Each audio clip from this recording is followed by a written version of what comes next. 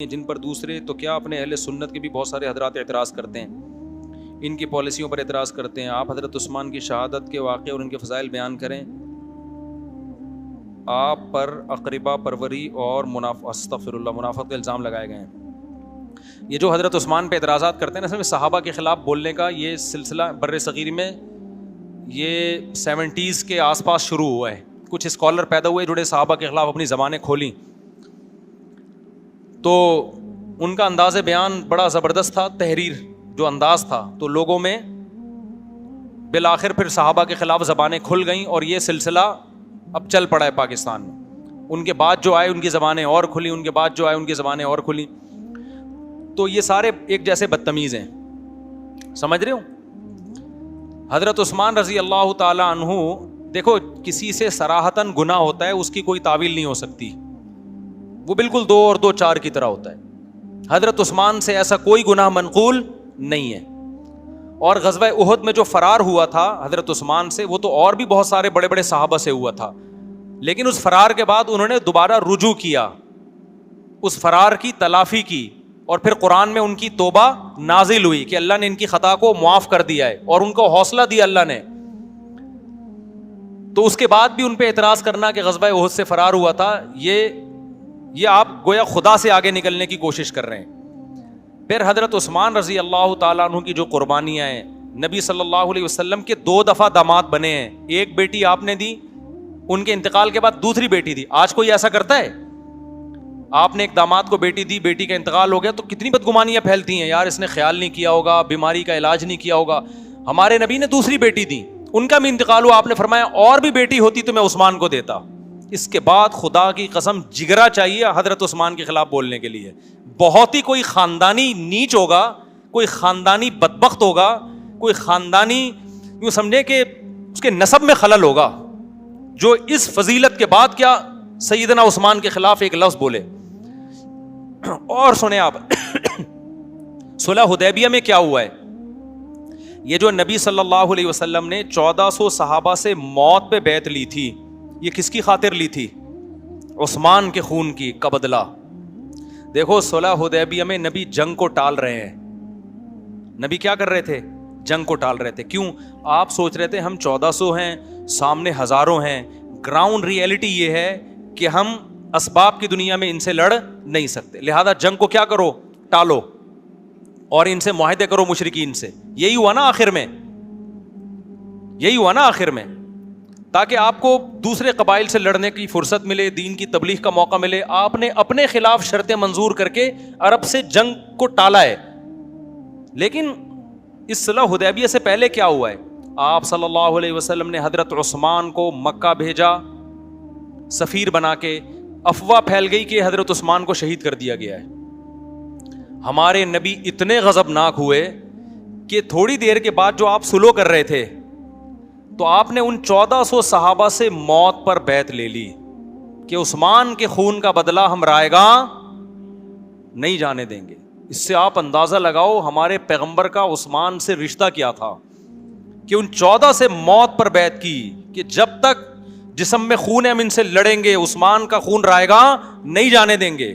ہمارے نبی کی قدر میں عثمان کی یہ ویلیو تھی، سیدنا عثمان رضی اللہ عنہ کی۔ اور آگے اللہ نے آپ کی ایک فضیلت ثابت کرنی تھی کہ جب صلح حدیبیہ ہوئی ہے، یہ خبر تو پتہ چلا غلط تھی، حضرت عثمان کا پتہ چلا زندہ ہیں۔ اب جب 1400 صحابہ جو حضرت عثمان کا تو اس وقت کنفیوژن تھی نا کہ زندہ ہیں کہ شہید ہو گئے، لیکن امکان تھا کہ ہو سکتا ہے زندہ ہوں۔ تو آپ جب موت پہ بیعت لے رہے ہیں تو آپ صلی اللہ علیہ وسلم نے یہ دیکھ کر کہ اگر عثمان موجود ہوتے وہ یقیناً بیعت کرتے، تو آج اس فضیلت سے عثمان کیا ہو رہے ہیں؟ محروم۔ تو آپ صلی اللہ علیہ وسلم نے اپنا ہاتھ اوپر رکھا اور اپنا بایاں ہاتھ نیچے رکھ کے موت پہ بیعت لی اور فرمایا یہ کس کا ہاتھ ہے؟ عثمان کا۔ یہاں 2 فضیلتیں حضرت عثمان کے لیے ثابت، 3 فضیلتیں۔ نمبر 1، عثمان کا خون اتنا قیمتی کہ ان کے لیے موت پر بیعت کی جا رہی ہے، ہلکا نہیں ہے حضرت عثمان کا خون نبی کی نظر میں۔ نمبر 2، آپ صلی اللہ علیہ وسلم کو اتنا یقین تھا کہ عثمان ہوتے تو موت پر لازمی بیعت کرتے، اتنا یقین۔ اور تیسری بات یہ، تبھی تو نبی نے اپنے ہاتھ کو عثمان کا ہاتھ. تیسری بات یہ کہ آپ یہ بھی کر سکتے تھے, حضرت عمر سے کہہ سکتے تھے کہ عمر تم اپنا ہاتھ لے کر آؤ, میں اس کو عثمان کا ہاتھ فرض کر لیتا ہوں. ابو بکر تم اپنا ہاتھ لے کر آؤ, میں اس کو عثمان کا ہاتھ فرض کر لیتا ہوں. علی تم اپنا ہاتھ لے کر آؤ, میں اس کو عثمان کا ہاتھ فرض کر لیتا ہوں. یہ کسی سے بھی کہہ دیتے. حضرت بلال سے کہتے اپنا ہاتھ لے کر آؤ, میں اس کو, جب فرض ہی کرنا ہے تو کسی کا بھی ہاتھ ہو سکتا ہے نا. کیا خیال ہے بھائی؟ نبی نے فرمایا نا نا نا, آج عثمان کی فضیلت ثابت کروں گا. فرمایا کہ یہ ہاتھ کس کا ہے؟ اپنے. حالانکہ بیعت ہمیشہ دوسرا کسی اور کے. دیکھو فقہ کا ایک اصول ہے کہ ایک آدمی دو طرف سے وکیل نہیں ہو سکتا, دو طرف سے وکیل نہیں ہو سکتا. ٹیکنیکل پوائنٹ کی بات ہے, نوٹ کریں اس کو آپ. دیکھو اس نے مجھے وکیل بنایا کہ مفتی صاحب میرے لیے بازار سے ایک گھڑی خرید لو, میرے لیے بازار سے ایک گھڑی خرید لو. نمائندہ بن گیا. اب میں جاؤں گا بازار سے گھڑی خریدوں گا, ایک بندہ مجھے گھڑی بیچے گا اور میں ان کو دے دوں گا لا کے. میں نمائندہ وکیل کس کا ہوں؟ ان کا. ان سے میں پیسے لوں گا. کیا تھا میرے پاس یہ گھڑی رکھی ہوئی تھی, یہ میری ہی گھڑیوں کی دکان ہے, میں گھڑی بیچنے کا وکیل بھی خود اور گھڑی خریدنے کا وکیل بھی خود. یہ شرعاً جائز نہیں ہے. یعنی میں نے اپنی ہی گھڑی پہنا دی ان کو, ٹھیک ہے نا.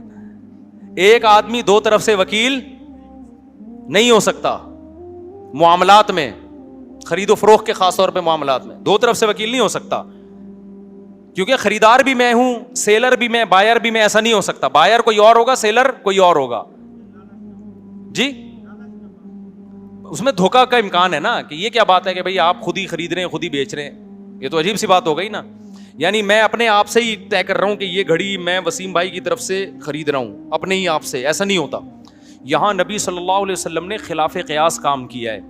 بیعت کرنے والا ہمیشہ دوسرا ہوتا ہے. اگر عثمان موجود نہیں تھے اور بیعت لینے والے پیغمبر تھے, تو عثمان موجود نہیں تھے تو نبی صلی اللہ علیہ وسلم ان کی طرف سے کسی اور کو نمائندہ بناتے تاکہ وہ ان کا وکیل بن جاتا, اور نبی صلی اللہ علیہ وسلم خود موجود تھے بیعت لینے کے لیے. نبی نے بیعت لینے کے لیے خود موجود ہیں, اور یعنی بیعت لینے کے لیے, اور جو بیعت کرنے والے ہیں ان کے وکیل بھی آپ خود ہی بنے ہیں. یہ خلاف قیاس کام کیا ہے جو عام حالت میں جائز نہیں ہے.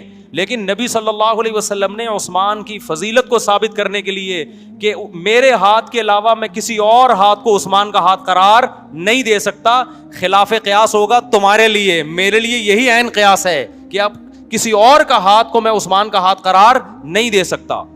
اس سے بڑی فضیلت کیا ہوگی یار. پیغمبر نے اپنا ہاتھ اوپر رکھ کے اپنے ہاتھ پہ رکھا اور فرمایا یہ ہاتھ کس کا ہے؟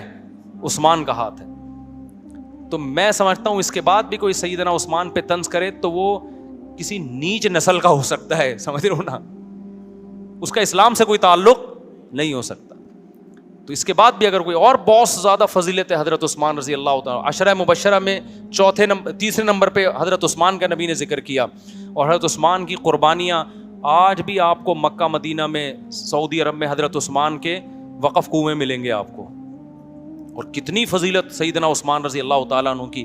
تو میرا مقصد ابھی فضائل سنانا نہیں ہے, وہ فضائل پر بیان تو 6 گھنٹے بھی کم ہے. میرا مقصد تو جو غیر خاندانی ہے ان کا غیر خاندانی ہونا بتانا ہے, کہ نیچ نسل کے لوگوں سے آپ کیا رہیں, ہوشیار رہیں. ان کو سنے ہی نہیں, ان کم بختوں کو.